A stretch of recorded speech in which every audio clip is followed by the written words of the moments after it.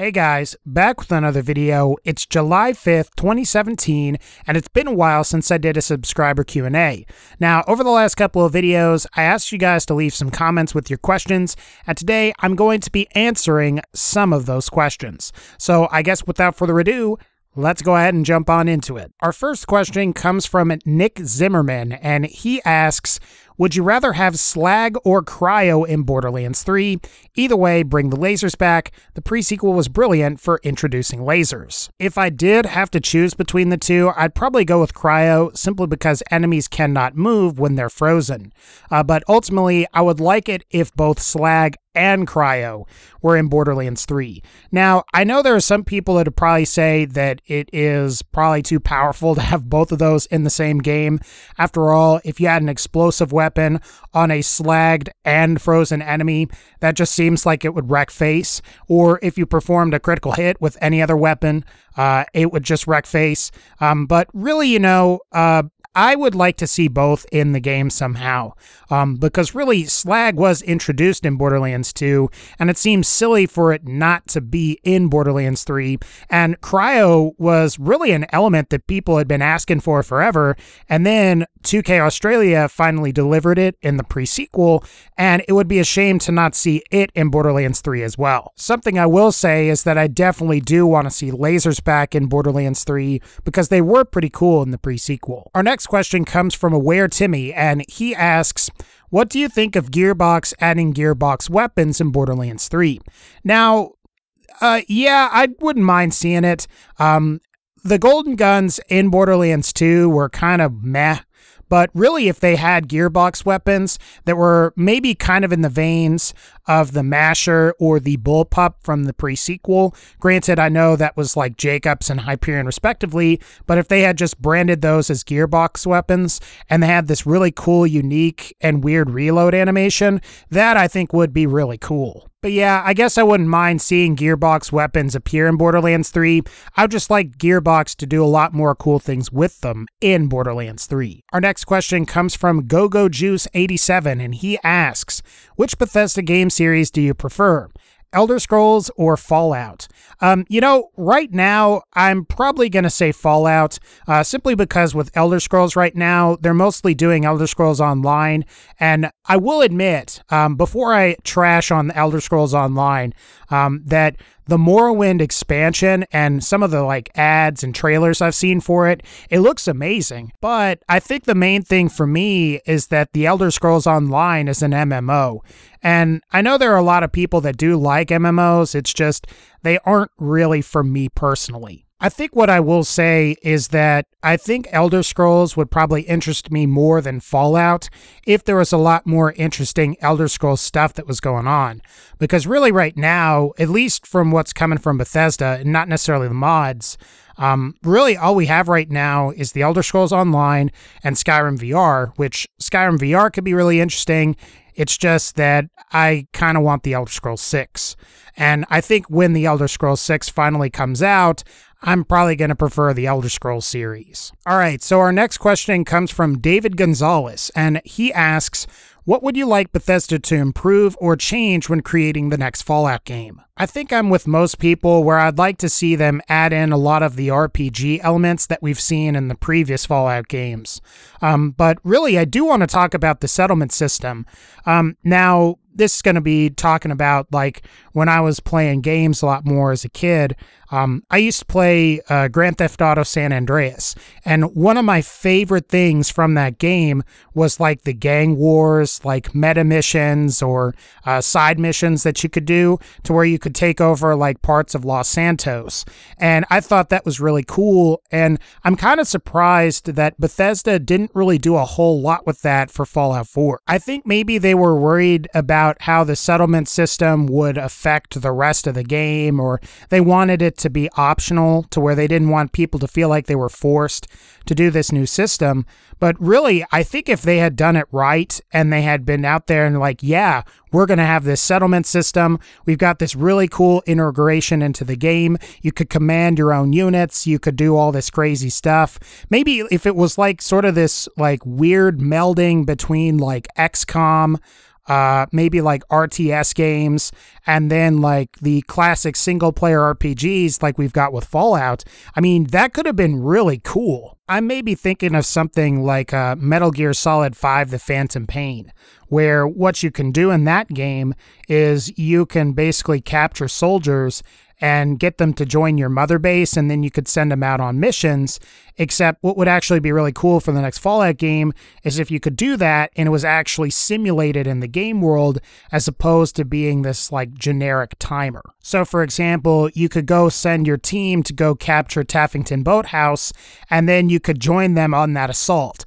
That would be really sick. Okay, so our next question comes from Glaze Vose, and he asks, what made you start YouTube, and do you any inspirations from fellow YouTubers? I think the big thing that made me start YouTube was really because I was into Borderlands 2 at the time, and I was watching a lot of YouTube videos on Borderlands 2, and I saw people like Yodi Slaya, Master Kiz, More Than Afterkill, a lot of those guys, really who I would consider to be like the OG of OG Borderlands 2 YouTubers.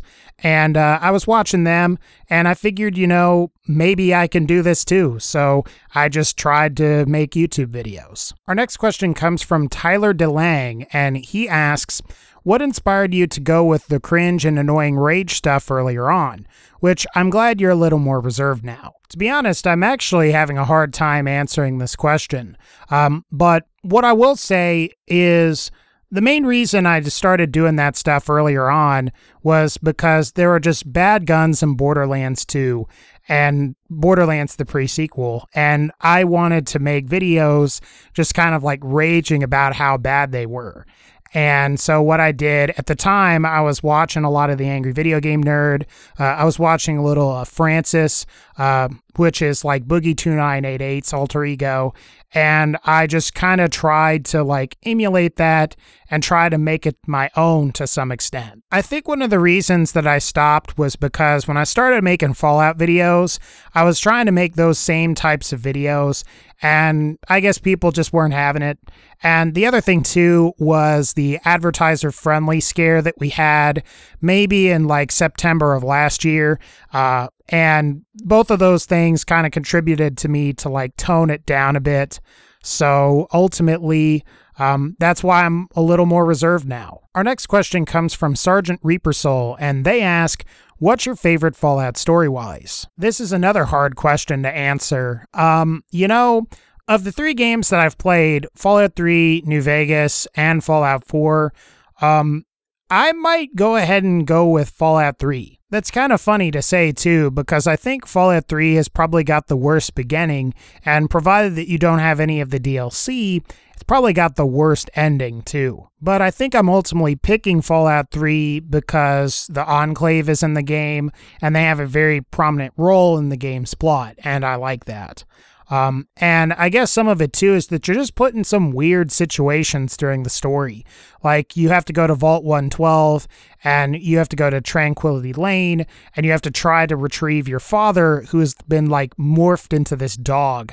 And I don't know, I just thought that was really interesting. Okay, so our next question comes from Calvin Don't Ask, and he asks, Puma, do you think that Bethesda should make a Fallout 3 and New Vegas remaster for PS4 and Xbox One, like how they made Skyrim Special Edition, or how 2K made the Handsome Collection? I think it's a good idea, provided that the price is right. I don't think they should charge $60 for it. And maybe what they should do is they should include Fallout 3 and New Vegas together. And maybe what they would do is they'd charge like $30 to $40 for it, or maybe even $20 for it. And then maybe what they could also do is they could have this cool like VR mode for the PS4 version, and then maybe for the Xbox One, they could have like the full mod support like they do for Fallout 4. But yeah, I think that's a good idea because those are good games, and most of the people that probably played them on console played them on like 360 or PS3. And I could guarantee you that Bethesda can make those games look way better on the PS4 and Xbox One. Our next question comes from Jack Thatch, and he asks, Q&A, how is your channel going since the advertiser boycott? Could you manage the issue, or do you have an issue at all? So I have to be kind of careful about what I say about this. So what I will say is my channel is fine. I kind of hate and hesitate to talk about money. But I guess as far as like revenue is concerned, I'm not back to pre-advertiser boycott levels, but with that said, I'm not like destitute or dying or anything like that, if that makes any sense. What I will say is that the issue's been mostly manageable. I haven't had to like go out and do anything drastic or anything, but I will say that I've had videos that show up that they are supposed to be monetized, but there's some videos that are just not having ads placed on them, and I don't really know why that is, and that is frustrating. Okay, so our next question comes from Harem King 420, I guess, and he asks, what upcoming games are you looking forward to? You know, there's a fair amount. I guess as far as this year is concerned, I really want to try Skyrim VR. I recently bought a PSVR headset, so we'll see how that goes. And I also want to try Destiny 2. I'm going to try the open beta for that I guess is on the 18th. So you might be seeing a video from me on that. And then otherwise, I do want to play Call of Duty World War II. I do want to play Wolfenstein 2, The New Colossus, and I also want to try Battlefront 2 just for shits and giggles. As far as next year is concerned, hopefully if Borderlands 3 comes out next year, I'm going to be pretty excited for that. Far Cry 5 I'm also kind of interested in, and I'm also interested in the Anthem game that got announced at that Xbox conference. That could be pretty interesting too, and it's looking like the A team from BioWare is working on Anthem, where it appears the B team worked on Mass Effect Andromeda. I don't own one yet, but I also would like to get a Nintendo Switch and play Super Mario Odyssey, and also play the new Pokemon game that's supposed to come out at some point, as well as Metroid Prime 4. Now, obviously, I probably won't be able to make YouTube videos on those, but just in like my free time, I'd like to play those games, because those 3 games are probably going to be pretty sick. But all right, guys, I think that's going to wrap up this Q&A. If you like this video, feel free to leave a like, click the bell to join the notification squad, and as always, take care, and I'll see y'all next time.